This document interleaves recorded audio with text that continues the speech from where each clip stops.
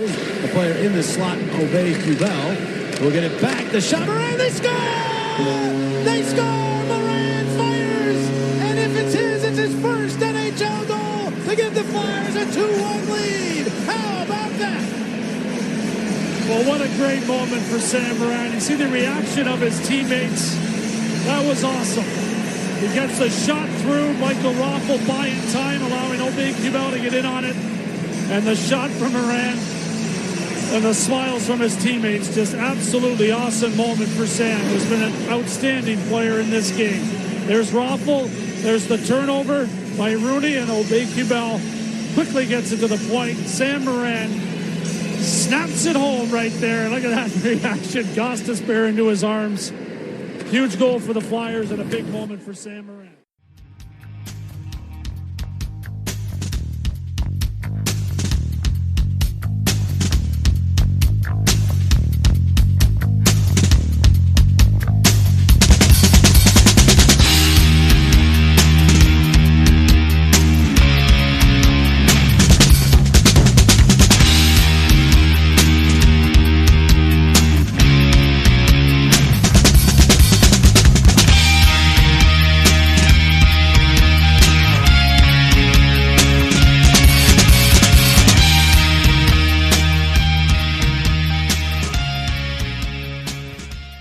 Hey everybody, it's Isaiah. Just reminding you that FlyersNittyGritty.com and the O&B Puckcast are brought to you by Summit Public Adjusters.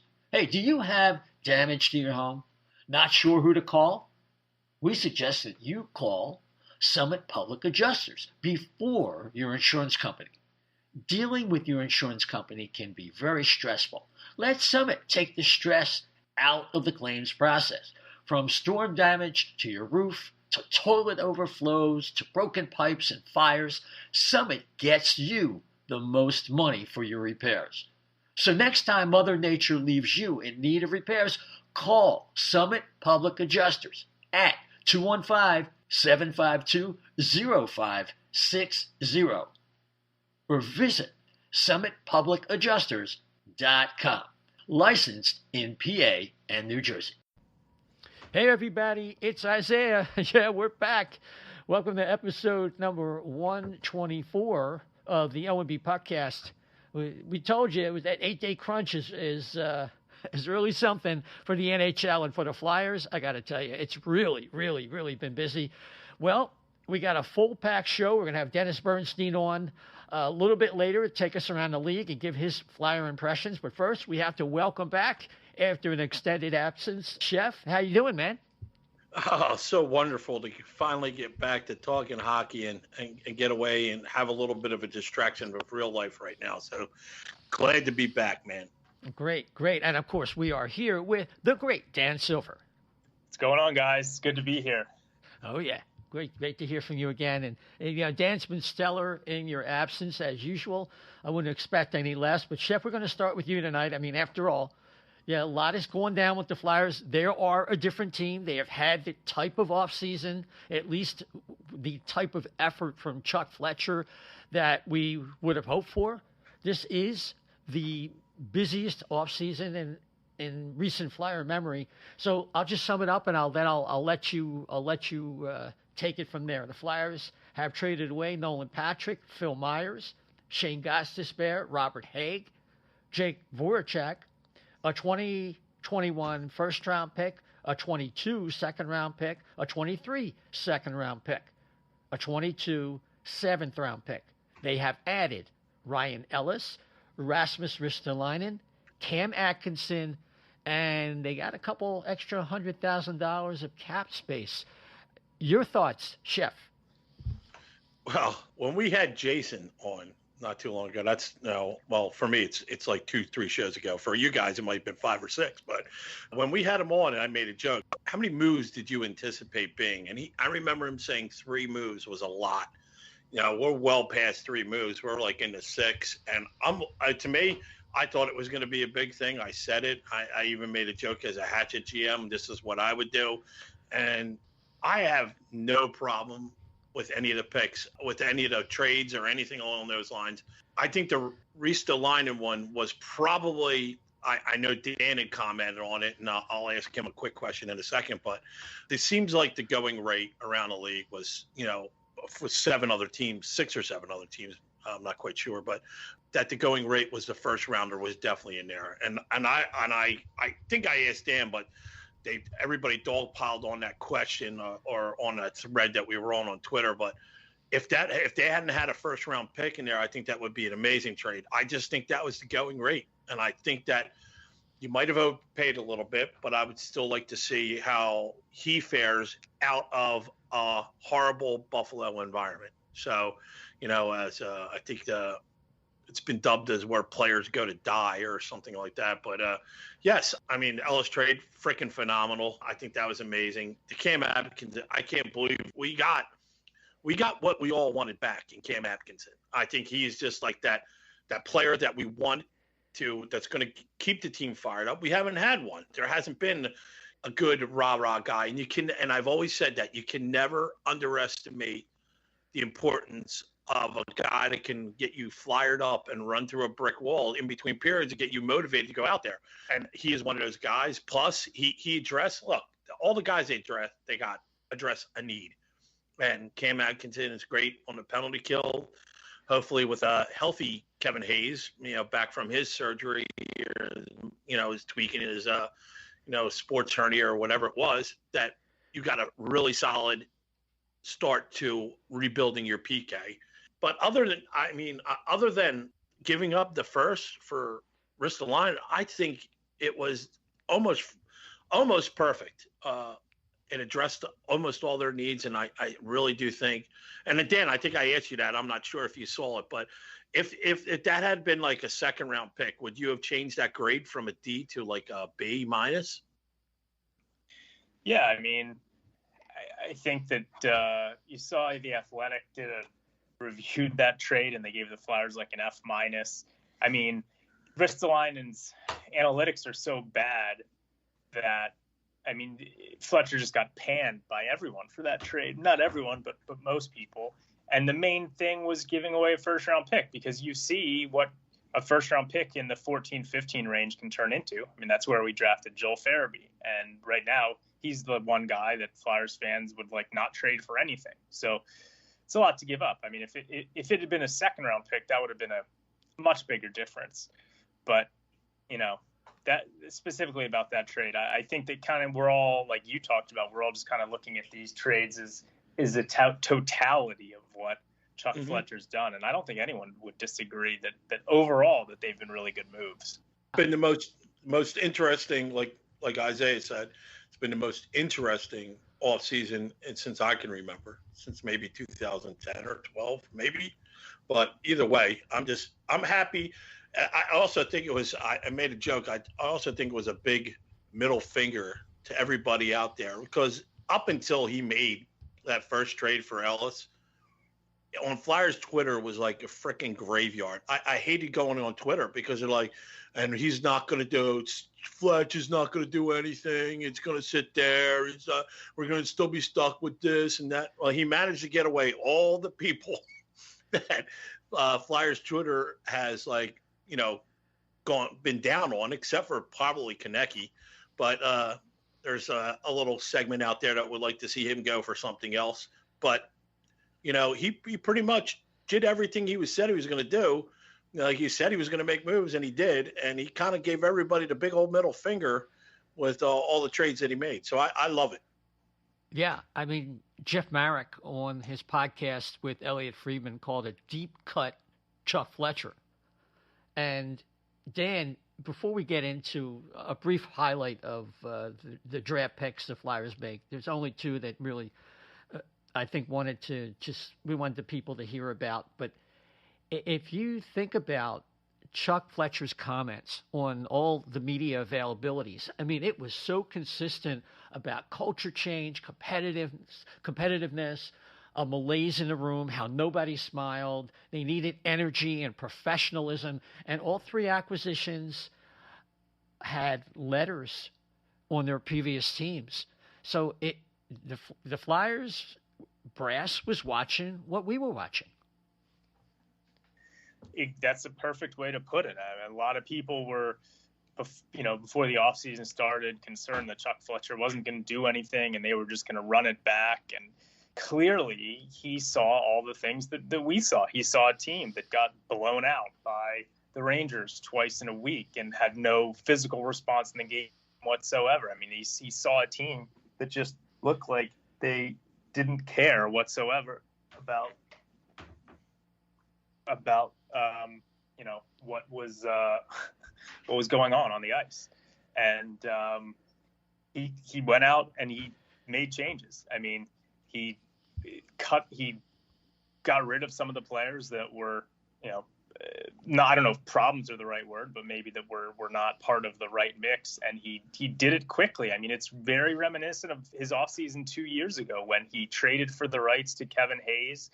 And then he immediately traded for Niskanen and Braun. He knew what he wanted to do, and he did it quickly. I mean, he clearly is a man of action, right? And here in the span of a week, he moved out Patrick, he moved out Myers, he moved out Shane Gostisbehere, he moved out Jake Voracek. He brought in 3 leaders. And, yeah, maybe Rasmus Ristolainen's, hockey IQ isn't high, but he's a guy who's got a high compete level, and he cares, and he's nasty to play against. And Ryan Ellis is a leader. And Cam Atkinson, watching the interviews with Cam Atkinson, like if anyone has not seen the interview that Cam Atkinson did after the trade in his gritty shirt or his wife's gritty shirt, like, you got to go watch that, because he's just, after suffering through having to watch Nolan Patrick look like Eeyore, as someone pointed out on Twitter today in his interviews, like watching Cam Atkinson, like here's a jovial human being who, like him, Ellis, Ristolainen, they're going to walk into the locker room and they're not going to take any shit. Like if people are pouting or people are not playing the right way, they're going to say something. And combine that with what I'm sure Giroux and Couturier bring, it's just, I think it's just going to be a much, much different vibe in the locker room, and that is clearly what Chuck Fletcher was going after. Yeah, they will have Elan spirit. I used to go to Club Elan back in the 80s. Chef? Oh, wow, you're old.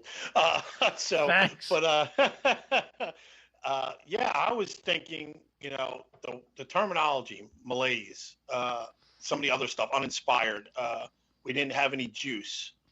I remember, like, sometimes when you take over, the new room has to sweep clean. And to Chuck's credit, like, let's face it, he couldn't even do half the moves he probably wanted to do over the summer last season, going into this past season, and now he's got a chance. Like Dan said, it's not like he didn't want to make moves, and be interesting to hear. I heard something of, I heard hints of, and I could be wrong, but that Ellis deal, if the Flyers were in contention or playing well, that Ellis deal probably could have went through at the end of the season, and they would have had him for a nice run. Who knows? But I like the fact that when Chuck called out everybody, he followed it up with action. Like, I remember I was in charge of a kitchen. I had taken a kitchen over, and there were some bad elements in the kitchen that were just not, they were stuck in their old ways, very similar to what the Flyers situation is here. And I remember calling out one guy, and I said, "What do you want to do?" And he's like, "Oh, I kind of want to stay." I said, "No, then you don't want to stay. You're a cancer in my kitchen." And I actually said it to the guy. And to this day, I felt bad about it, but we reconnected later, and he said it was the best thing he ever did to me. It was the kick in the ass he needed. And we were able to work together later on in his career. But the point being that sometimes those moves have to be made. And it might look like heartless or indifference even, but they need to be made. And it'll end up being a better deal for, better situation for Voracek, who seemed like he was getting complacent.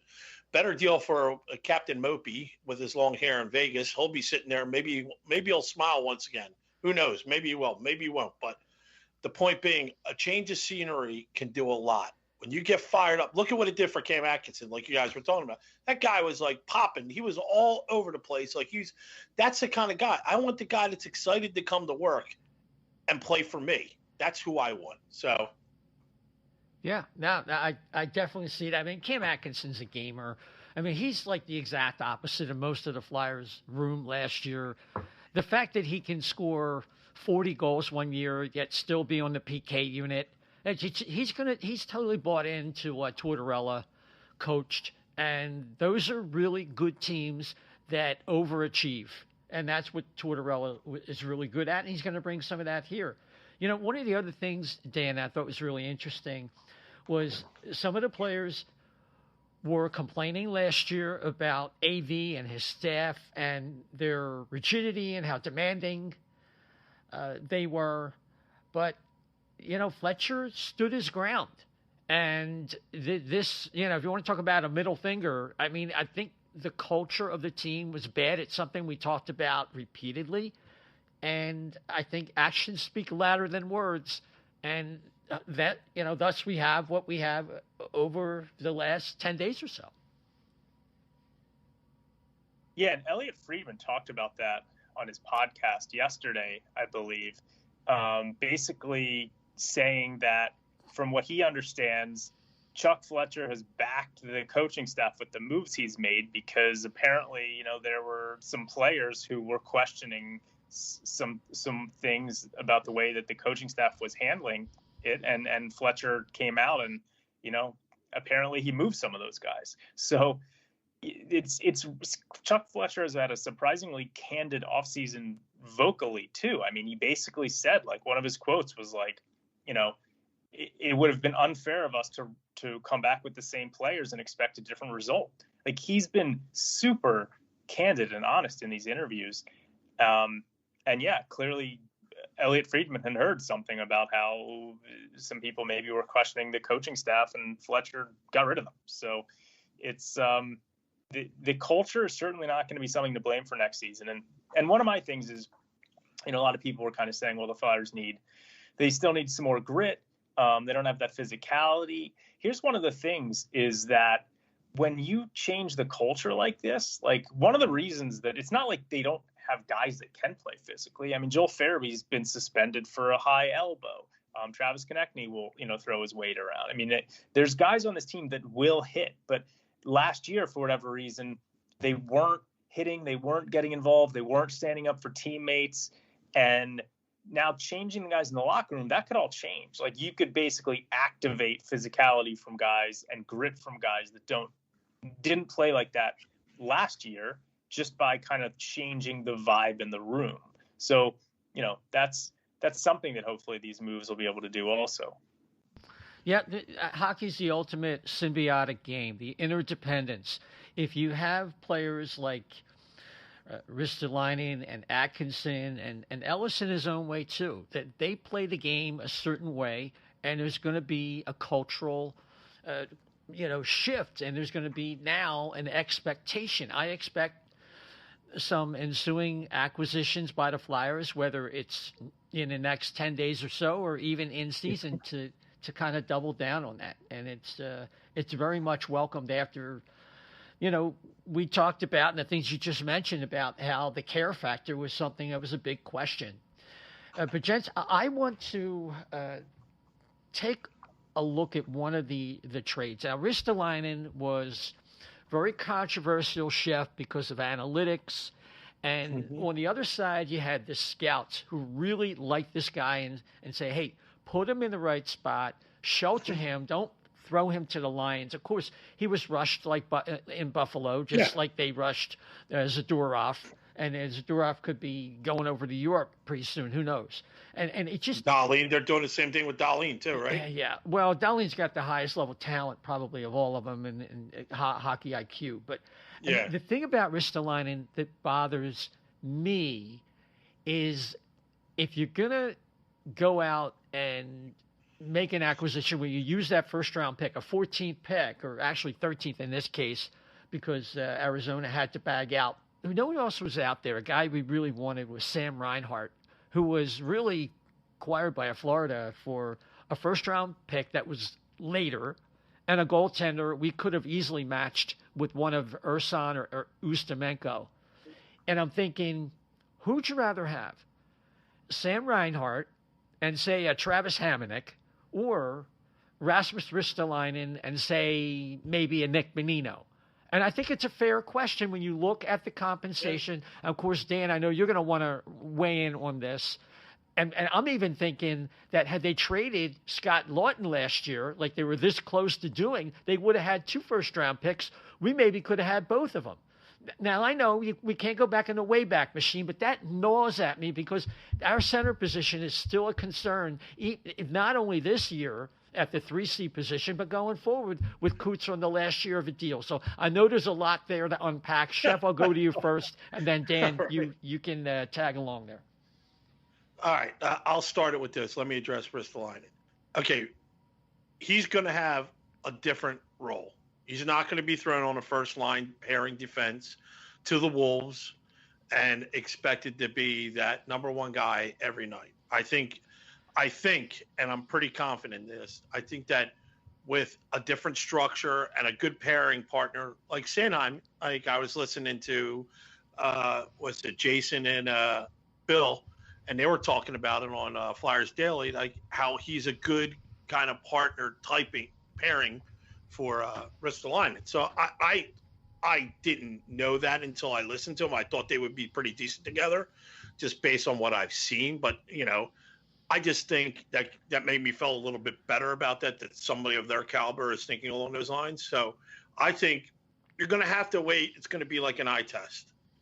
You're going to have to wait 15 or 20 games. And if he's a moron, like we had to put up with Gudas half the time, then, then there's some merit to it. But other than that, I'm going to have a wait and see attitude with this because I think the potential upside for whatever we get out of this is so much better. And, I know it was a first rounder and it keeps coming up, but look at what the going rate was in this flat cap era. Everything Jones was how many? Jones was what? 2 first rounders and a second rounder. I mean, the contract alone was no way. Get out of here. Yeah, I know it's ridiculous. So that was the going rate. So it doesn't look as bad as if you compare it to other people out there. And then I guess what you could have, should have, would have had. Now I will say this because in my notes I know you had talked about trading Lawton, whether that would be viable. I mean, would you, if trading Lawton now and something else happens and you can make another move, would you do that for Danault in a heartbeat or what? Well, Danault is a free agent, so there's no reason to do that. I don't, but make the trade for Lawton so you free up the space is what I'm saying. I mean, I'm not that really hot on Danault because then you have 3 guys that don't really do much offensively. I mean, it's good defensively, but it's not like we have wingers that are like 30, 40 goal scorers. So if you're going to take the Vegas approach, you want to have stars on the wing. So I'm trying to win a cup here. And look, I would trade Lawton because I don't want to be committed to that much to someone who can't hold down the 3C job. And it's not like I don't like Scotty. I do. I like the fact he's one of the guys last year that showed that he cared. And I like Ristolainen. I'm excited about what he's going to bring.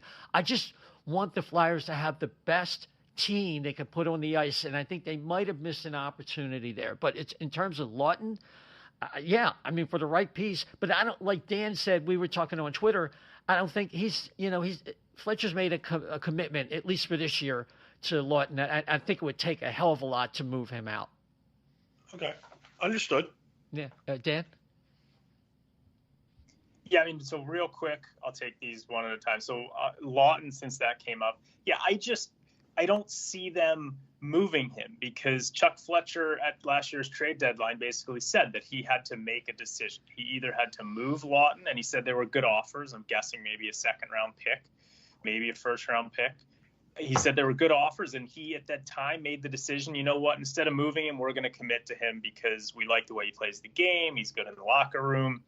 And I made this point about James Van Riemsdyk on Twitter earlier today because people are still talking about trading him.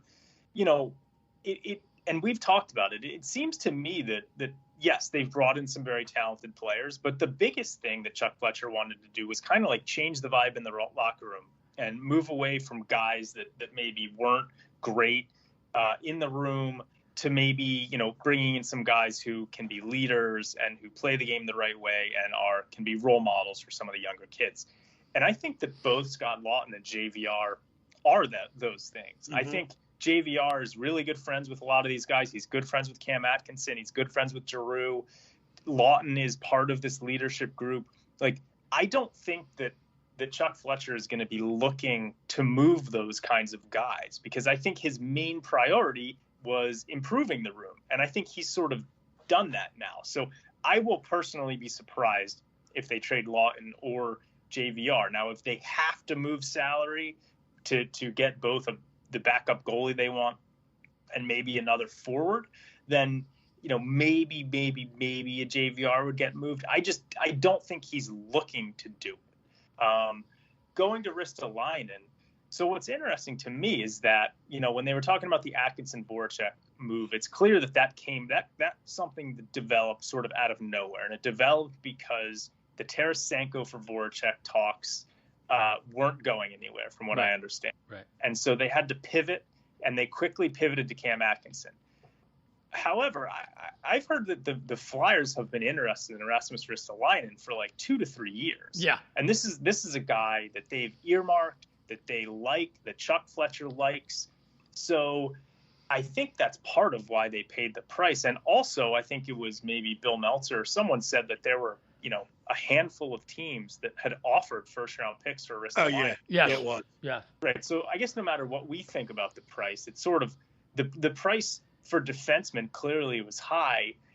But the funny thing about that, though, right, is that Ryan Ellis is a much better defenseman than Rasmus Ristolainen. We didn't have to give up nearly as much for him. So it's kind of crazy. Like, these trades are almost like you've got to take each one of their own volition and try to figure out what the motivations were, because we got Ellis for Nolan Patrick and Phil Myers. I think giving up a first-round pick and a second-round pick and Robert Haig is probably a bigger price. So that one's kind of strange.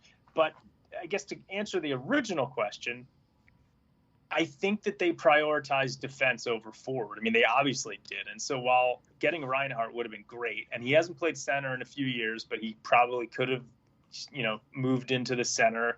And Devin Levy's a pretty good goalie prospect. I think he's more highly regarded than either Ersson or Ustimenko. But I'm guessing that if we really had wanted Reinhart, we could have gotten him instead of Ristolainen. But there's just not enough money to get both of those guys. So I think that they just kind of made the decision that, hey, Ristolainen's the guy we want. We've been looking at him for a while. We think playing on the second pair, 18 minutes a game instead of 23 minutes a game is really going to, improve his ability to kind of stay within his lane and play a simple game. And I think they just kind of made that decision. Yeah, and he's going to play both special teams. I mean, there are people that said that, Gostisbehere is actually better than Ristolainen. And to me, no. Maybe the Gostisbehere that we saw in the very beginning, but no. I mean, you could put Ristolainen on both special teams. He's had how many 40-point seasons, and he's part of their second power play. So, and that he's a right shot. No.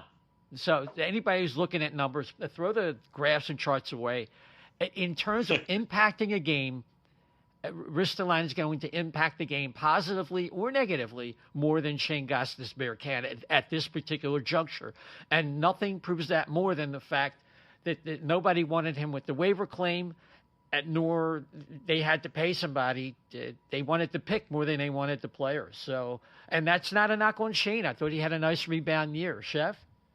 Yeah, I was thinking too, when you, like Dan said, when you look at these trades and you got to break them down one by one and really dig into them, but you also have to look at when, because the values and all the currency that we, Jason Martinez always said was operating currency, was prospects and cap space. All that changed with every step towards this expansion draft and towards, the NHL draft. And now the currency is going to change yet again when it comes to free agency. I just think that's kind of like something we're going to overlook a little bit in all this as well, too. But we're talking about, the defense, and Dan had mentioned it, prioritized the defense over the centers. Now, what do you think? I mean, obviously, the very next step, I would assume, would have to be that goalie, that backup goalie, that 1B goalie. And then now Well, before you get to that, Yeah. I just wanted to say one more thing about a couple things. Number one, Sam Moran coming back was it 770,000 or something like that, 1 year deal. So it looks like he's your 7D right now, pending a further acquisition. But I just had to say, Jay Voracek is gone, people. He's gone. The guy we swore we could never get rid of, a boat anchor contract. We're never going to get rid of him. He's gone. We can't underestimate how incredible that is. And we're getting a guy who's pretty much the same age, who's a shoot-first guy. And before we move on to what else they need, I just want to have a moment of silence or celebration or something. I had to say it. I just had to. Yeah. No, I was just thinking, okay, for their need, what is their, Dan had mentioned that the priority looked like almost definitely was defense. Because if you give up less shots, in theory, you're going to give up less goals, less opportunities and stuff. I get that whole philosophy. So I'm looking at now, like, let's build from the goalie. Let's get that backup goalie, that solid goalie. And I was listening because, I've been driving a lot, going all over the place at work, and I've been listening to other podcasts and such. And I was just thinking, if you don't fill that third C spot, is that, and I'll throw this at Dan because I know Dan likes Morgan Frost. He knows a lot about him. Is this an opportunity for Morgan Frost or Tanner Lisinski? I mean, Bill Meltzer seems to think that Tanner Lisinski's like NHL ready right now, and that he could probably step up and be that 4C or third C, third or 4C, I guess, if the situation calls for it, if they need to spend a little bit more money, or in the goaltending area. So let's look at the cap situation right now. So I have them with about $10.8 million of cap space, and that is including the extra 3 players on the roster that aren't in the top 12 forwards or top 6 D-men. So that includes like Albe Kubel, Frost, and Sam Moran, just for argument's sake. Okay. So that would leave $10.8 million, and you got to re-sign Sanheim, you got to re-sign Hart, you've got to add a backup goalie, and then if you want to upgrade at third line center. So if you want to say Sanheim, let's say he's going to get paid $4 million. Carter Hart, let's say $3.5 million. So that's going to leave you with $3.3 million for a backup goalie and a third line center, which isn't enough. So I think of those two, they would prioritize the backup goalie.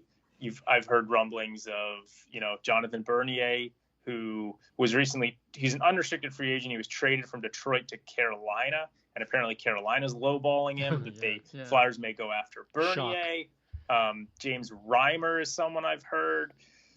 But it wouldn't leave enough for a third line center unless you're going to go out and make another trade. Morgan Frost, I'm a huge fan of his, but he just hasn't played enough games in the NHL for you to pencil him in at third line center. I mean, he played a couple games last year before he separated his shoulder. He's got to prove that he can do it over the course of a season. Lisinski, I definitely think is NHL ready, but I'm not sure he's ready to be a third line center. Scott Lawton making $3 million a year. You'd like to think he could do it, but they've tried him there before and it hasn't really worked. Nope. Claude Giroux, you'd much rather have him on the left wing than at center. So it does appear there's a hole. So I threw out a crazy trade today on Twitter, and of course, I think 95% of the people called me a moron, which I might be. And but this, I was just thinking, and I'm like, okay, here's a trade that would solve both maybe third line center and the goalie situation and leave you enough money to sign Sanheim and Hart. And part of this, before I mention the trade, part of this is that I am not just going to sit here and assume that Carter Hart is going to rebound. He's still very young. I think that he's going through some growing pains both on and off the ice. And with all of the retooling that they've done, especially in the defense core, I would hate for, us to sign kind of like a mediocre backup goalie and everything go to shit because the goaltending's not great. So my idea was I think the biggest strength that this team has is on the wing, and Travis Konechny is still the guy that he's a lot of value, and he's the guy that I would potentially look at moving if you could fill some holes. And so what I threw out there was Travis Konechny, who's got 4 years left on a $5.5 million deal, and you get back Marc-Andre Fleury from Vegas, who's got 1 year left at $7 million, and he is, he's one of the better goalies in the league. He could come in, he could be a mentor to Hart. Now, look, maybe there would be some competition there, and Hart would be, I don't know, would look at it as a challenge, but he should. Like, you want your goalie thinking that way. So my idea was Konechny for Marc-Andre Fleury, and also Nicholas Waugh, who's a 24-year-old center who's making $750,000 a year. He played third or fourth line center for Vegas last year. He's tough. He's tenacious. He's physical. I think he could step in at third line center on this team and be very good. And if you made that trade, and you might also be able to get a first or a second round pick in that deal potentially because you're giving up Konechny. If you made that trade, you would still have $8 million left in cap space to re-sign Sanheim and Hart, and you'd solve the goaltending issue. You'd potentially solve the third line center situation. I'm confident in Farabee as a first line right winger, Cam Atkinson as a second line right winger, Wade Ellison is the third line right winger, and Albert Kubel is the fourth line right winger. So I'm willing to trade from the team's biggest strength to try and solidify goalie and 3C. Do I think that trade's going to happen? No, I don't think it's going to happen. But it was just one that I came up with that I was kind of thought was interesting. Chef? I like it. I'd do it. And also, too, I'd probably put the, TK back with Patty. He'd be happy there, too. So they'd be buddies again. Yeah, my only concern is whatever you want to say about TK, he has a dynamic element, presence in the lineup that the Flyers currently lack. They certainly don't have it at center, and there's not, Claude Giroux's probably the only guy on the team that has some of that left over. So they'd really be a lunch pail team at that point, and they'd have to work harder for goals. I don't know if it would work out too well, and I'm not sure why Vegas would want to do that with their center problems. But then again, they might be ready to make a big move at center. I don't know. We'll have to see. So I can't comment so much from that vantage point, but that would be my concern with such a deal. But I understand you wanting to get somebody in case Carter falls back and not wanting to, just assume that he's going to come back. And gents, right before we're going to have DB coming on real soon. So I just wanted to touch on the Flyers draft. Listen, a lot of people didn't really get into it this year because the Flyers traded their first round pick. And also we didn't see a lot of these kids. We all get that. There's just a couple things. Dan, just the second round pick has some promise. His name is Samu Tuamala, a 5'10", 180-pound right wing. Good skater. He's got some skill, got some maturing to do. Just any other thoughts about him? Because we're going to hear the name. So the Flyers traded away their first-round pick, so the second-round pick obviously pretty important. And they took Tuamala at a spot where I saw a lot of pundits coming out and saying that they were expecting that he might have gone earlier than that, which is a good thing. The scouting report, I've got the Elite Prospects draft guide, and they had him ranked 46th. And it's funny, they traded for a Finn who's got questionable hockey sense, and it sort of sounds like they drafted a Finn who's got some questionable hockey sense. If you guys ever played that stick hockey game where, the guys just kind of go up and down the wing and shoot, it kind of sounds like that's what this guy is. To this point, he's a very fast winger who skates up and down the ice very well and will shoot from anywhere. But apparently, his playmaking and his hockey sense kind of are well behind the skating and the shooting. And, they always say you can't teach skating, which is true, but you also can't teach hockey sense. So, he seems like he's an exciting prospect with some potential. But there's also some issues. But of course, if he was a fast skater, great shooter who could also, make plays and had a good hockey sense, he would have gone a lot higher than he did. So, it seems like a fine second round pick, high risk, high reward. Might not ever make it to the NHL, but if a couple things come along, he could potentially be an impact player in the NHL. Yeah. So that's what you'd expect. I just want to mention also, Russ Cohen put his focus on our 6th round pick, Ethan Sampson, 6'1", 180, right-handed defenseman. A find by Mark Gregg, who has a very good track record.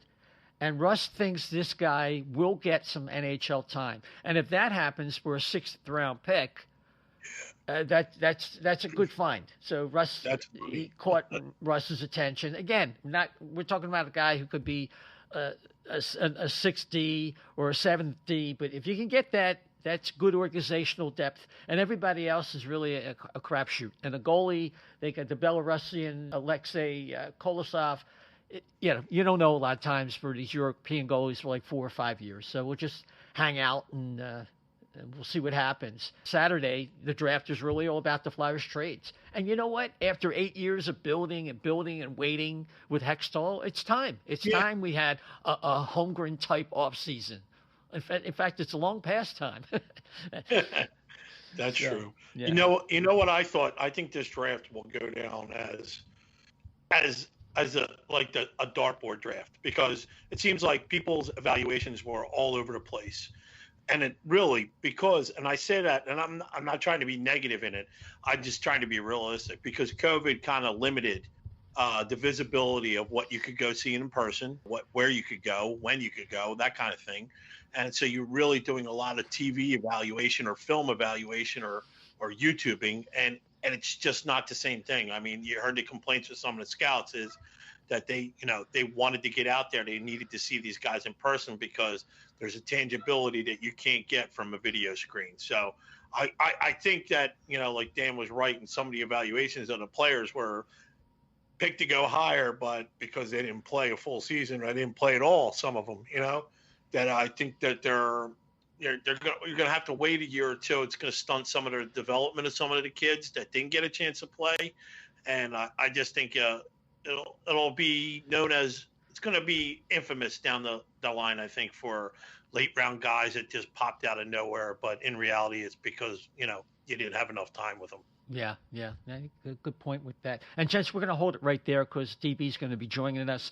Just a reminder that the O&B Puckcast and FlyersNittyGritty.com is also brought to you by Jim South Street, 400 South Street in Philadelphia, PA. 4 decades of the finest cheesesteaks, hoagies, and fries in the grandest Philadelphia tradition. And if you live down near Jim South Street, don't worry.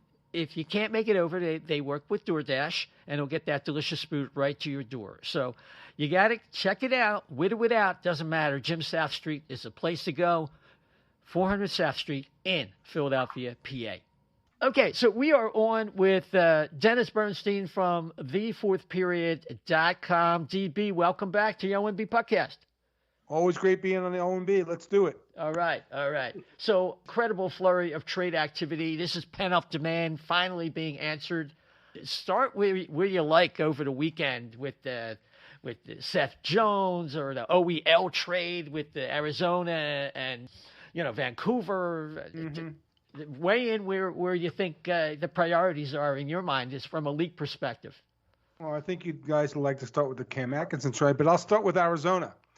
I think it's pretty clear that Arizona wants Shane Wright on their team in 2 seasons, because they are moving everybody out and not really taking anybody back. They just made a trade for Anton Strawman. I'm not sure he'll play next season, but to me, that's kind of stunning. They were clearly dumping this team. They're clearly tanking to get the first overall pick. And not only this season or this coming season, maybe the following year with Connor Bedard. So to me, it's a clear play for a kid like Shane Wright, first overall, who's supposed to be the next big thing. So to me, it's not troublesome, but it's certainly going that direction. So you can expect that, a guy like Phil Kessel, because his salary bonus was already paid out, he could be on the move. But to me, it's a little distressing to see that team being torn apart. With respect to OEL going to Vancouver, yeah, I know that his numbers were terrible in Arizona, and he is 30 years old. But you got to remember, This guy wanted out 2 seasons ago, right? They tried to make a facilitated trade last offseason. He only gave 2 options for them. I think it was Vancouver and Boston. They couldn't get it done. He opened up the possibility. He did wind up going to Vancouver. So with a players close like Travis Green, a better team in Vancouver than one in Arizona, while I don't think he's going to be a top 10 defenseman, I certainly don't think it's the disaster that some people think is going to be in Vancouver. And certainly Aiden Connor-Garland, a player I love, who I would certainly take here in Los Angeles on any team. They better just make sure he doesn't get offer sheeted by some team out there, because I really like the acquisition of Connor-Garland. They are a better team in Vancouver than they were a week ago. Yeah, definitely. So Seth Jones, as it turned out, was never coming to Philadelphia. He was probably only going to go to Chicago, where he landed, or Dallas, and that contract he signed shocked the whole league. Yeah, it did. But again, this is a situation where a player had control over his destination, not from a no trades perspective, but the fact that he was being dealt in his walk year. He could have landed in Philly and said, look, I'm not playing here. I'm a 1-year deal, and that would be it. And that was something that you couldn't afford to do, given what, Chicago gave up to trade for that player. You had to be damn straight sure that he was going to stay and sign an extension. $9.5 million, yeah, a lot. But again, I'm discounting his last season in Columbus. Tortorella was done there. The team wasn't very good. So with the Chicago team, not only did you do it for him, and you brought his brother Caleb in, but you did it for guys like Kane and Taves. You got Seabrook retired, Duncan Keats on the way out. So management had to show the 2 star players that they were still in it to win it. So while it might be pricey for them, it's really a move they had to make to support the continued efforts of JT, who missed an entire season with that tough symptoms, and Patrick Kane, who continues to play at a high level. So Chicago's saying, well, maybe we're rebuilding, but maybe we're not, by making that deal. Boquist will certainly help Columbus.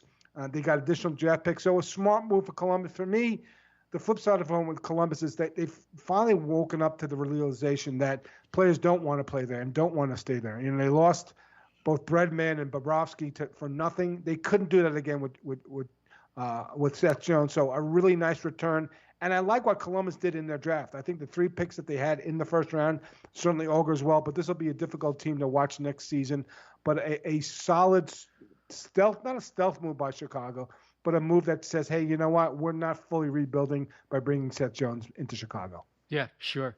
The division rival New York Rangers make a nice under-the-radar trade, letting go of Pavel Buchnevich, and that's some skill, but they have a lot of skill there. They acquire a pretty rugged winger and a pretty good contributor to the St. Louis Blues Stanley Cup team, and Sammy Blais. What's your opinion of how that deal turned out?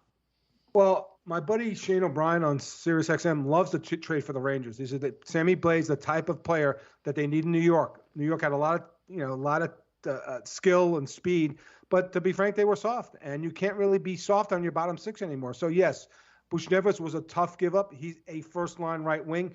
Question of the halo effect, playing with Breadman and playing with Chris Kreider, is he going to do the same numbers in St. Louis? That remains to be seen. But now Sammy Blais and Barkey Goudreau on the bottom 6 of New York, that's what they wanted to be. They wanted to be a physically tougher team. They will get that. And OB, my buddy, says that, Sammy Blais may have some upside on the offense. He had 8 goals, 7 assists, 36 in 36 games. OB seems to think that there's a little bit more for him to give offensively. So I think it's a smart move.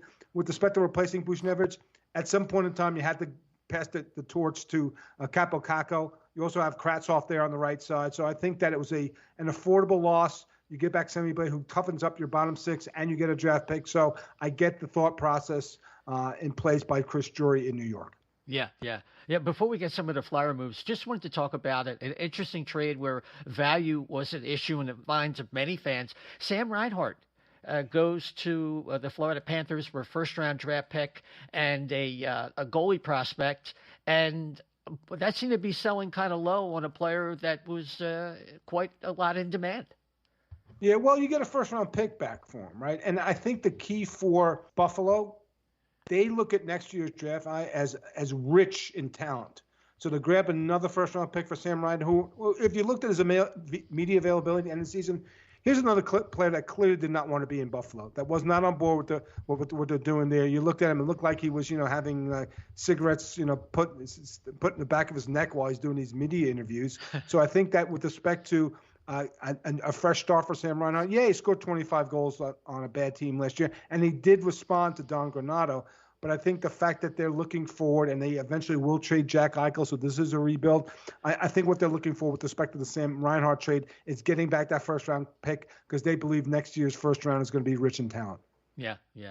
Okay, so DB, the Flyers have been the busiest team out of all the teams out there. I think the Ryan Ellis trade speaks for itself as a really good move for the Flyers, but they trade Shane Gostisbehere basically with picks to get dumped the salary, and of course you have the moves to get Rasmus Ristolainen and Cam Atkinson. What's your overall opinion of what they've done so far? Well, the Flyer fans want to change. They got it. They got it in spades. They can't complain about Chuck not making moves. So, look, you look at the top four: Provorov, Ellis, Sanheim, and Ristolainen. It's better than last year's. And the problem with the team last year was the blue line. So whether you like Ristolainen or not, is he a dice roll? Yeah, right. I get it. He'll provide some offense. He won't. He'll never win the Defensive Player of the Year award there. But I think Sanheim and Ristolainen, I think it's a good move. I think this is It's a wait and see. It's like, okay, so you made that move. Like, you're taking some risk.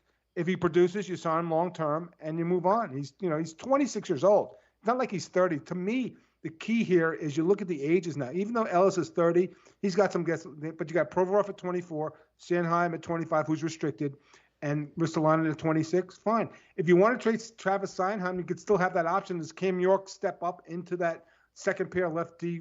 He's only 20 years old, so you have that. So again, I think the moves that were made were great. I love Cam Atkinson. I loved him in Columbus. He's not a big player at 5'8", 175. So is there tread off the tire? There is. But again, I like that move for them because I just love his game. If he can stay healthy, I certainly think that he'll produce more goals maybe not more points than Jake, but certainly I think the goal scoring will be there. And I just think that overall, this team is better than they were 10 days ago. And that's what you want from your general manager. You want to improve this roster because, again, this was the most disappointing team in the league last year, I think. With maybe Vancouver, but here the expectations are high. You bring in AV. Does this defense help Carter Hart get back on track? That's a big question. But again, I like the moves. I like the aggressiveness. And that's what I like in GMs. I like the aggressiveness, Isaiah. I think that's what you have to look at. Whether it works or not, we can always, Monday morning quarterback this a year from now if it doesn't work out. But I think getting Ryan Ellis and to see what they got for him with respect to the Ristolainen trade, that what they gave up for Ryan Ellis, who's the better defenseman, I think that's a huge win for Chuck Fletcher and the Flyers. Yeah, I think so. And then there's the intangible aspect of it, too. When you get waxed as often as the Flyers did last year, there just had to be a change in that room. And that's something Chuck Fletcher spoke to quite candidly in his availabilities with the media.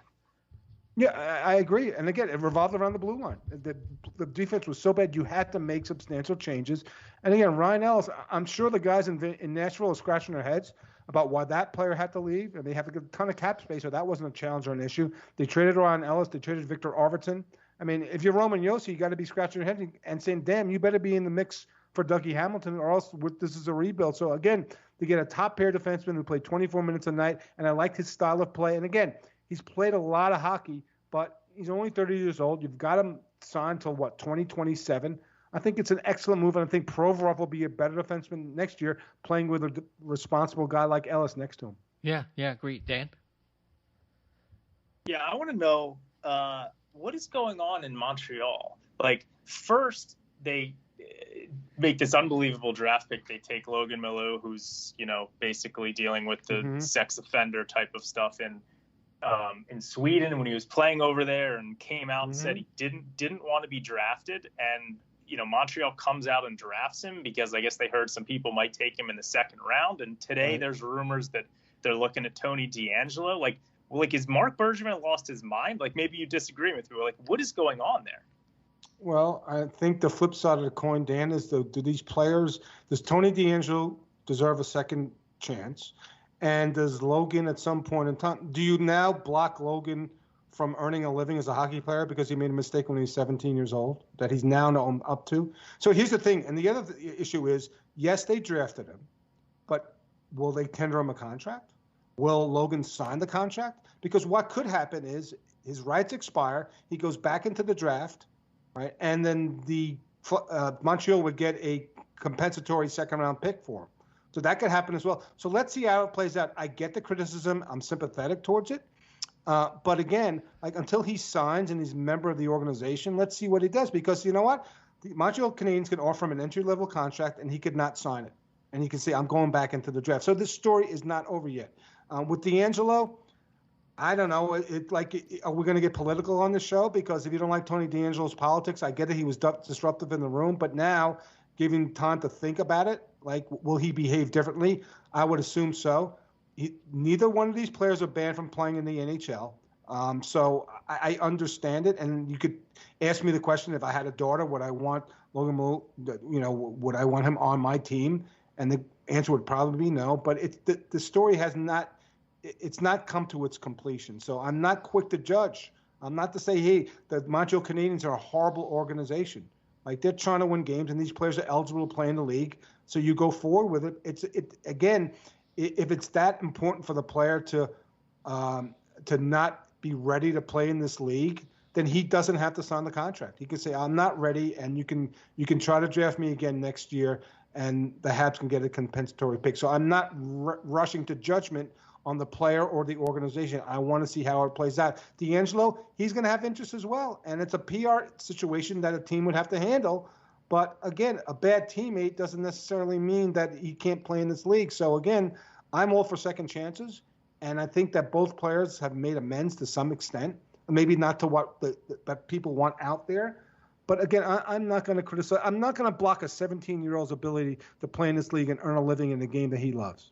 I'm not looking to get political. I'm not asking you to block that. I'm just questioning, like, what's going on. Like, Arizona did this last year, and they ended up looking like idiots, and they had to literally basically relinquish the kid's rights. Like, I don't understand it. He literally came out and said he did not want to be drafted, and then they take him in the first round. So it's just, you know what I mean? It's just confusing to me. But well, yeah, I get that. I get the confusion. I get it. But again, they identify this player as a talent that thought would be picked in. If he was picked in the second round, then what would you say? Like, would you say that team was wrong too? I mean, there's too much uncertainty. Again, I don't want to write the story when the story's not completed. So let's see what happens. Let's see if he actually signs.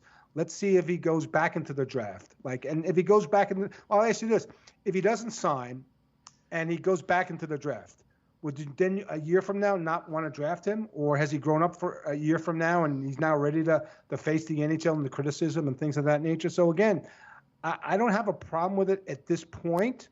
Like, if they further it and sign him to a contract and he signs, then yeah, maybe there's a problem with it. But again, I think this is a kid that made a mistake at 17 years old. And so I'm not saying like he can't ever play in this league either. Gotcha. Chef?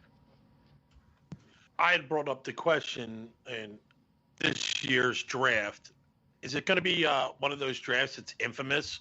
Maybe not for the right or wrong reasons, just because it's basically going to be the post-COVID draft when you couldn't see it really positively identify who was going to be good, who was going to be bad. You know, the scouting was very limited into what you could see. Now, are we going to see? Do you think that there's a possibility we're going to see these blossoming players coming later in the draft just because we couldn't see them in person, or maybe their stock dropped because they didn't play last year? Yeah. Oh, amen, Chef. Yeah, I think you have guys after. Let's say the first 10. Like the first 10, you kind of know they're going to play in the league at some way, shape, or form. Maybe not going to be superstars and Orvin Power may not be a superstar, but I love the McTavish kid for Anaheim. I think he's going to be a classic old school power forward. I love Brant Clark here in Los Angeles. I think he can be an offensive defenseman they need on the right side in the future. But after 10, yeah, there's going to be somebody that was passed on. Even the Rado kid from the Islanders picked. I mean, he was a number one draft pick, and he fell to the middle of the second round. So I think there will be guys that come out of the bottom after 10. That's like, wow, they passed on this guy. Because to your point, Jeff, you don't know about these guys. It's such a crapshoot as it is. And to have some of these kids not play or play overseas, like Brant Clark played in Slovakia. That's not a big-time league, so you don't really know. So I think that the uncertainty around picking these 17 or 18-year-old players, there's more uncertainty. So could it very well happen that we could have a superstar drafted at 21 or 22 this year? Absolutely, we could, more so than any of the other season. Cool. Yeah. So, DB, if the fans are smart, they're going to go to the fourthperiod.com. They're going to check out the summer trade watch list and the UFA, top UFA list. And before we get to the UFAs, what remaining trades of significant players do you think are imminent or are going to happen within, say, the next 10 days or so? Well, I think you got to look at Detroit, and I guess you got to trust Stevie Yzerman, because if you go to Cap Friendly, guys, Detroit has 4 players signed in the season after for the 22-23 season, right? That 4 players on the roster signed. So they've got, a ton of unrestricted free agents. Like, what are they going to do here?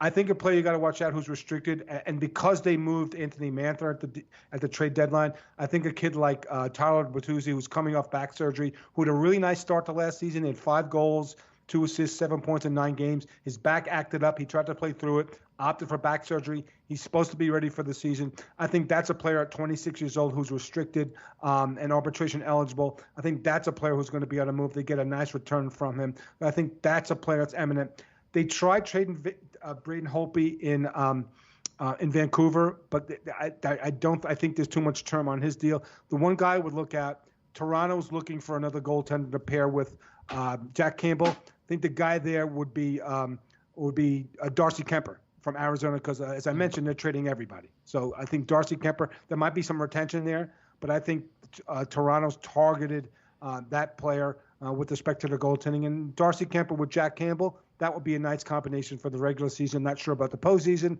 because you're never sure about the Leafs in the postseason. So for me, Tyler Bertuzzi and Darcy Kemper looked like 2 players that look to be on the move from their current teams. Tarasenko and Eichel, they kind of stuck in the mud. Tarasenko, you had 4 teams, and LA was interested, that were willing to swallow the cap hit, willing to roll the dice on a player who had 3 shoulder surgeries. But as I understand it, there was like too much of an ask back from St. Louis for that player. They want a substantial return on this player.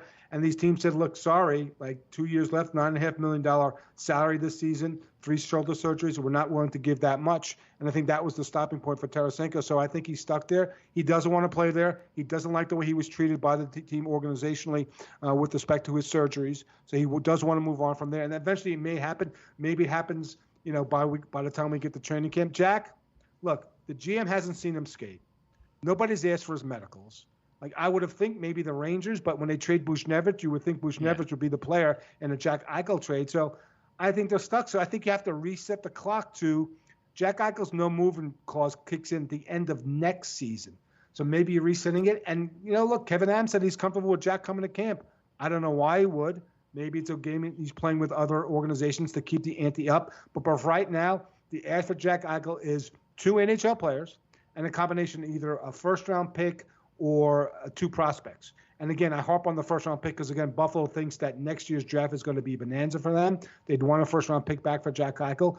But short of doing all the necessary steps to get a player who's injured in position to make a trade, I think we're stuck here. I certainly don't think it's going to happen, by the end of this week. And so now we're talking about training camp, and maybe he actually, as incredible as it may sound, he starts the next season in Buffalo.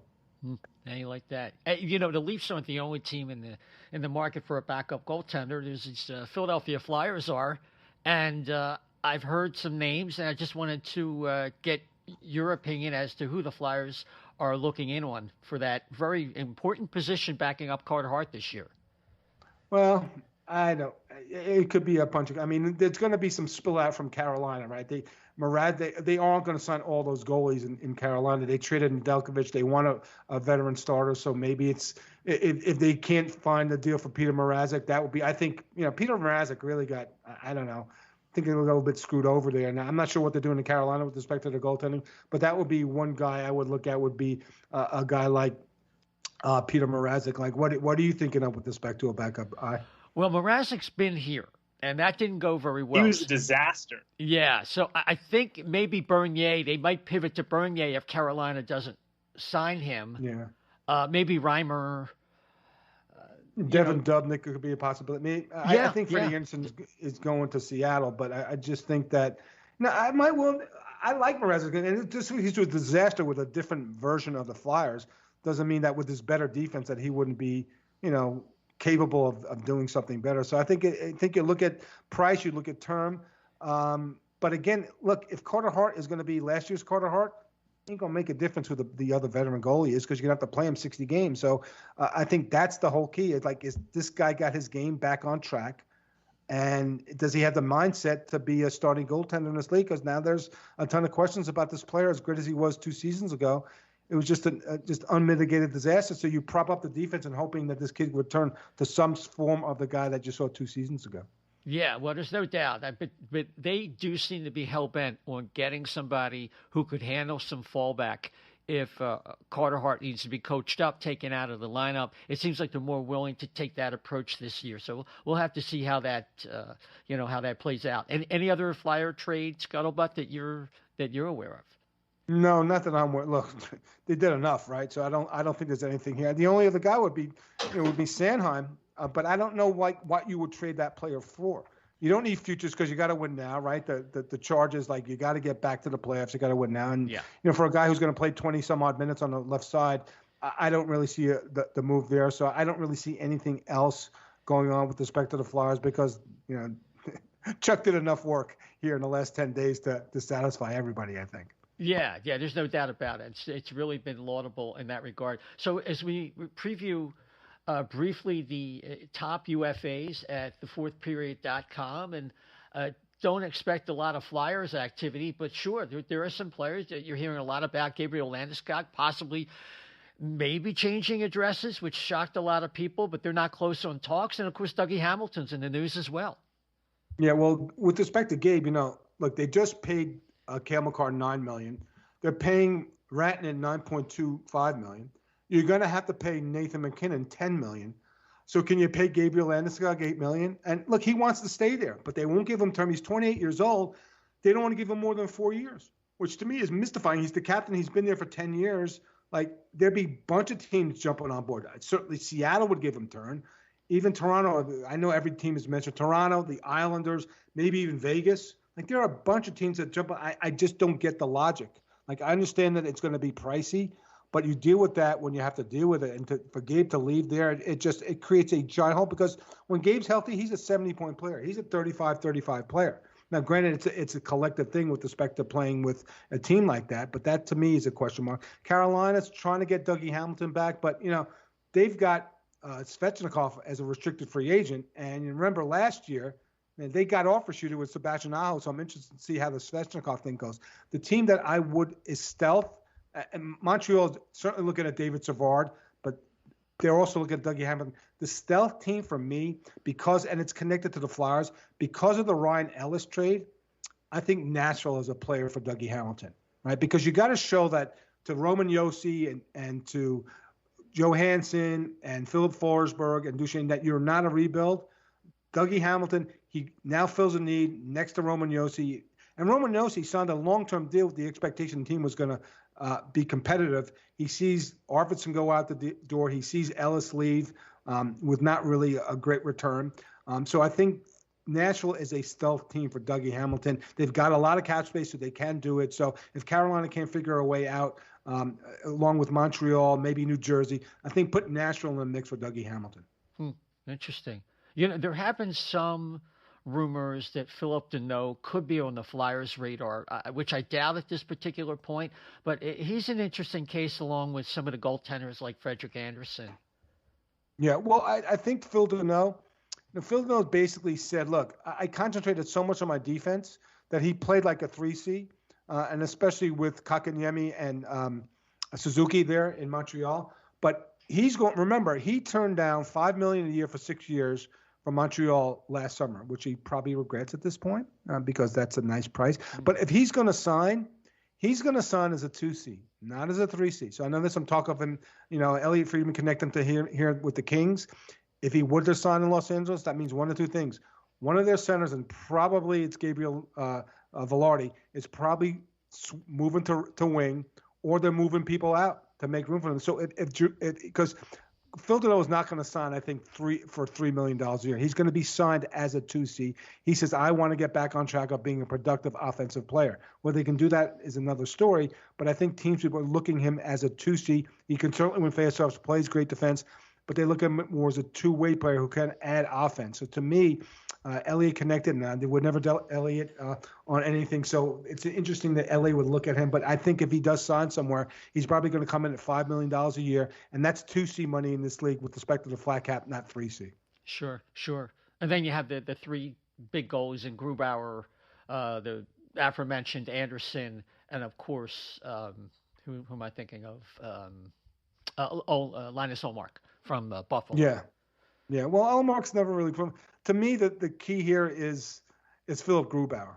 Like, and if Grubauer doesn't sign in Colorado, you're probably thinking Buffalo, maybe Chicago, maybe Carolina. Like, again, that would free up one of the goalies here. So I think those are, to me, the guy's 29 years old. He's coming off, a Vezina nomination, and his cap hit was $3 million. So he's going to want a substantial raise.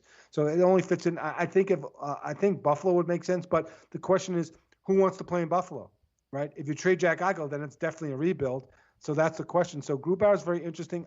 I don't know what Colorado's really doing right now. When you have two key players like Landeskog and Grubauer, and Brendan Saad, if he leaves, right? I don't even know if they're a Stanley Cup contender. If you don't replace, what are they going to replace those players with? Those are three massive defections. More so the Grubauer and Landeskog over Saad. But to me, that team's face changes drastically if you have Grubauer and Landeskog leave town. So you got to figure, right? They got to salvage at least one of those two guys and try to make it up on the back end with respect to a departure by one of them. Yeah, absolutely. So I guess the last player I wanted to ask you about is, and I had him right here. Of course, I'll get him. David Savard. Yeah, that was he is an intriguing player who showed his mettle in the Stanley Cup Finals. We all know who he is. Classic second pairing defenseman, adds a lot of muscle, and he's a smart guy. Well, he's not Shea Weber, but he's probably going to replace Shea Weber on the blue line up there, right? I mean, Romanov would be their second pair right D. I think he's a French Canadian. They have some room to pay this guy. I think for me, the guy that would fit well for Montreal would be David Savard. I think he's probably first on their hit list because I don't expect Shea Weber to play anymore. I certainly don't think he'll retire because you don't want that massive cap recapture to penalize a team like Nashville. So I think he'll play it. He'll just be like a Chris Pronger, just won't play, will get paid. But for me, I think it makes a lot of sense. Not as a replacement for Shea Weber, but certainly to bolster their blue line coming off their Stanley Cup final appearance would be David Savard. I like him in Montreal. Yeah, definitely makes sense. DB, as usual, terrific. One last one from me. Anything that might catch people off guard over the next 10 days, something you're kind of sitting on, like, look, check out this team, or is Seattle ready to maybe pull a rabbit out of the hat? Well, I think look at Dallas, right? They have some cap space, and even though it's on Heiskanen, I think they're the lead dog for Ryan Suter. I think that's where he winds up because they're willing to give him term. I think Ryan's looking for like 3-4 years. Some teams like him, so I think the daily double of Zach Parise and Suter going to the same team, even though they've been connected for a long time and signed long-term deals in Minnesota, I don't think that's going to come to fruition. I certainly think Zach's going to go to the island, and he's tight with Lou, and Lou's recruiting him, and they could certainly. And there was talk about trading for him at the trade deadline. So I think that combination is going to break up. I see Parise in there, and I do think that Ryan Suter winds up in Dallas on a longer term deal than 1 or 2 with Dallas because they're willing to give him some term. Excellent. Shep's got one last for you. Yes. What the hell has Ron Hextall been doing? He's uncharacteristically quiet, right? I mean, it's funny because, like, when he was in Philadelphia, at least we saw him. He was like the little fat kid that went out Halloween with 4 bags and with candy, like draft picks and stuff. So, I mean, it seems like Pittsburgh, because we see a lot of them in Philly and all that, and they're arch rivals. So it seems like they could be in the process of having to start over or make some necessary or moves. So, but they've been kind of quiet. They've been very quiet. I don't think there's a lot of moves. Look, they got rid of McCann, right? So that was it. I don't think they make much. I think they're going with the gut. Look, Gino's out, right? I mean, with his knee surgery, so that's going to be a challenge. I don't think there were a lot of moves to make for that team. I think they like the way they Presley constituted.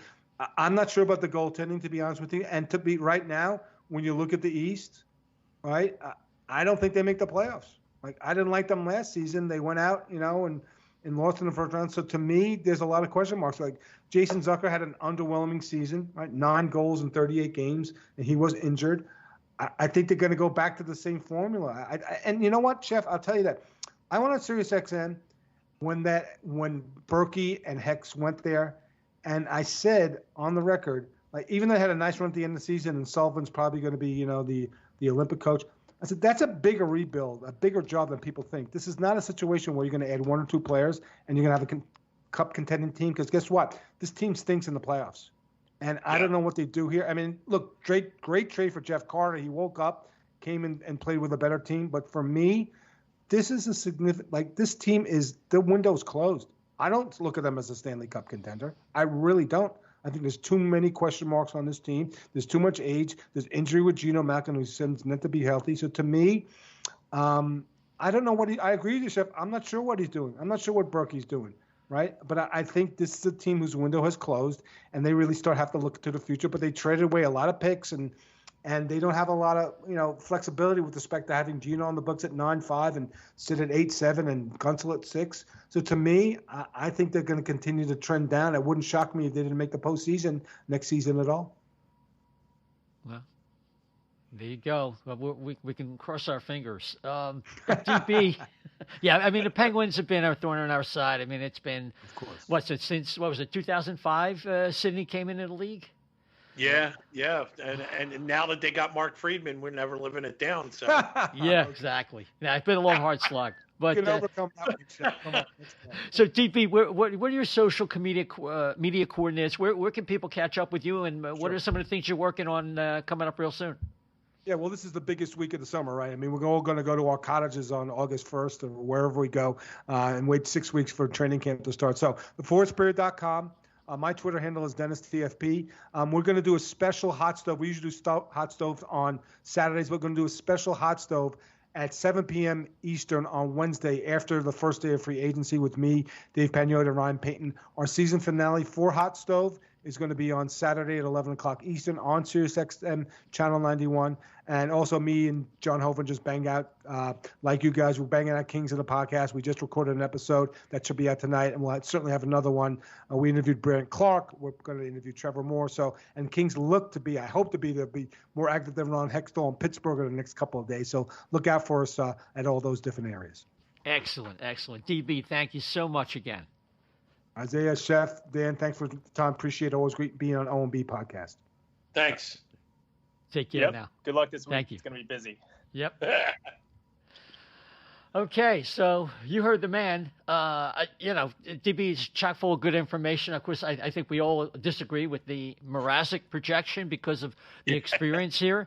But I've been hearing the three other names we talked about in terms of Bernier, Reimer. What was the other one? Dubnyk was one. And Holtby, they were kind of in, but I don't. And it's fading now, though. Yeah. Fading. So that's the question, right? I mean, that's really the next big move. I'd like to see another forward come in that replaces Nick Obey-Kubel. I don't want to see the guy out there. There's too many players that we have can do a better job, and I'd like to see more grit in their lower lines. But that's just, I guess.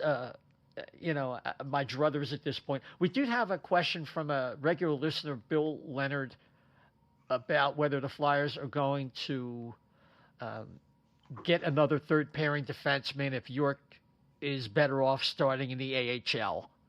And that's I don't think Sam Moran is going to be that guy, because I don't think Moran and Braun can make it. So I think they would make a move for somebody else on the left side if they don't think York can handle that. And that's my feeling. So do you have anybody in your mind? I know some names have been popped out there, especially since one of them was bought out, right? I mean, John Merson would have been, but John Merson decided to retire. Alex Goligoski, but he's used to still getting big minutes. So I'm Yandel. Bill Meltzer was talking about that today. I still think Yandel would more or less block York for the rest of this year, and I don't know if they want to do that. So True. I think they want to do better than Nate Prosser level, but they want to kind of go in between that. Between like a Yandel and a Prosser, somebody who's more toward a steady pro who could hold down the fort. So I'm not really sure who that is, but there's certainly names on the UFA list. The backup goalies we definitely talked about, and also mentioned Mike Riley. But I think he's going to either stay with Boston or he's going to get more money because he did a nice job with the Bruins. And Suter, of course, he was saying, and Alec Martinez is going to make money. I think he's going back to Vegas. Yes, all indications point to that. Now, to your point about a forward, I'm not like you. I'm not attached to Knack at all. But there's one thing. Do you think this new influx of players? I mean, like a Cam Atkinson, he could really, I think, help like a younger player that's undisciplined. I think the way I look at Knack is he has a potential to be a very aggressive, forechecking, finish your check kind of guy.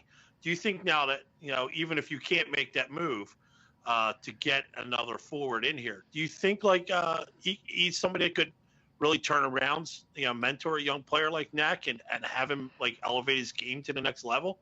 If he was a higher ceiling player, I could see that.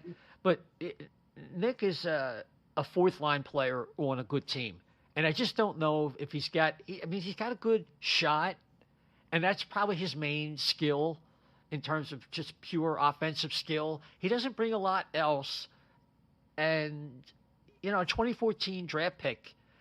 I really don't know if the Flyers can afford to be sending all these guys to the penalty box and getting these penalty minutes. I just don't know if they can tolerate that, or they're going to tolerate that this year. So I would move on from him myself and get – I don't know. I'm not sure. I think Frost is going to get the first crack at the third center job. Really? If he shows anything in training camp, Lawton's probably going to end up starting out there, and I don't think Lawton can hold it. We talked about that earlier. So that could be something that might have to be addressed in season, depending on what happens between now and the next, say, 10 days. Yeah.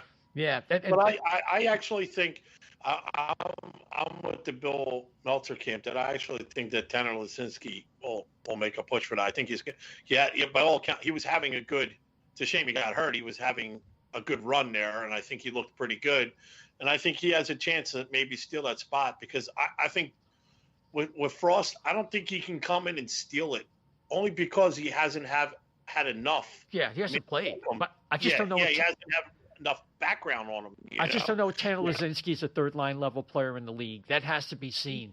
Dan, maybe you want to weigh in on that. I mean, I think eventually he is, but okay. I don't think that they want to go into the season assuming that either Frost or Laczynski is going to be the third line center. But it's not an ideal world, so we're gonna have to see what kind of money they have after they get the second goalie with Carter Hart. Right. So I think they don't want to go into the season thinking it's going to be either Frost or Laczynski or Giroux or Lawton, but circumstances may force them to go into the season that way, so. Yep. And he also asked about Guillermo Ruptsov. I think Guillermo Ruptsov's a European player. I don't think he will ever be in the NHL as a significant player, which is unfortunate. He certainly has a head for the game. I just don't think he wants it bad enough. And I think the smaller rink affects his game. And frankly, he didn't have a great year in Russia either, so. That is true. Yeah. So, well, we've covered a lot, and of course, Wednesday is what? Wednesday's the opening day of unrestricted free agency, and the RFAs are going to get signed. I don't think we're going to see an offer sheet we'll find out. But either way, we'll come back and hit you up. If the Flyers are really busy over the next couple of days, we might have a special during the week after Wednesday. If not, we'll probably come back Sunday or Monday and wrap it all up and see where we're at. Right now, the Flyers are significantly improved. They look like they're going to compete harder and going to be a better team. And with that, I'm going to turn it over for final thoughts to you, Chef, and then Dan.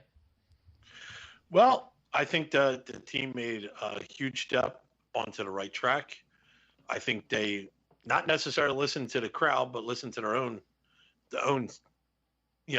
eyes and saw that this team did not pass, the eye test or the analytics test or any kind of test that was thrown at them this past season, and they addressed it. It might not be the most optimal of situations, but bottom line, I really do believe that they're better off than they were last year. I think it's, whenever you can change a culture or turn around a whole room of players. Now remember, and I'll say this, and I firmly believe it, you might have, given up on Ghost, Patrick, and Haig, and whoever they got rid of, and Voracek. It's not that. You managed to save Giroux. All the other players that you kept, you turned it around. Hopefully that they are invigorated by doing this. So I think there's plenty of excitement and room for a very, very, very fun season. Yeah, we'll see. There's a couple more moves to make. Chef, where can people find you on Twitter? Yeah, you can find me on the Twitter at Chef to the left B. All right, I got that. Dan?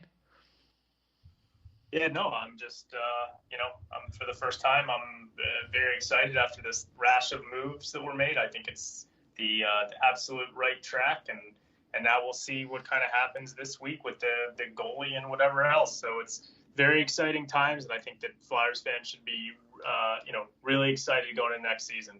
Good vibes. Yeah. And folks can find me on Twitter at dsilver88, and go on there, and you can disagree with all my opinions or insult me. I don't have thick skin, so. Yeah, we'll see what Travis Konechny gets back to you. I'm Isaiah. You can catch me on Twitter at ISAIAH_520. Isaiah, don't forget the _520. And of course, you can follow the O&B Puckcast at O&B Puck, at O&B Puck. Please rate and subscribe. It really helps move us up the charts. When people are looking for Philadelphia Flyer podcasts, we're on 12 different podcast platforms: Apple, SoundCloud, of course, YouTube. Don't forget to hit that notification bell, and it really helps us out. I got to say that we have had a record number of listens over the last little bit, and that's to be expected with the amount of activity that was anticipated and ended up happening. I do want to say thank you so much, Dan and Chef, and I would like to thank you for your listenership. We really appreciate it, and we'll try to keep giving you the best show we can give you. And Chef, you got one more thing that you would like to add? Yeah, I wanted to ask DB, and I forgot. On the fourth period, one of their pages was people with no movement clauses. And I was just scrolling through it, and I was expecting, the names that I saw. And then how the hell did Filppula get a no movement clause? How did that happen? And what kind of reality is this? It was that one game in Pittsburgh. Remember that playoff game when Coots got hurt or something like that? And that's how he earned it. That's my guess. I know we all know that's not true, but I'm running with it. Yeah, he got it in Detroit. I don't know how the hell it happened, but it makes me question everything I know about Yzerman now. Well, look, they're buddies. He was an old Detroit hand, and he just did not want to move. There's obviously a family situation, but all right. So we did a solid for Valtteri Filppula, and I know a lot of people, about 2.5 people, were happy that we did that. Okay, so until next time, everybody, take care, and let's go Flyers.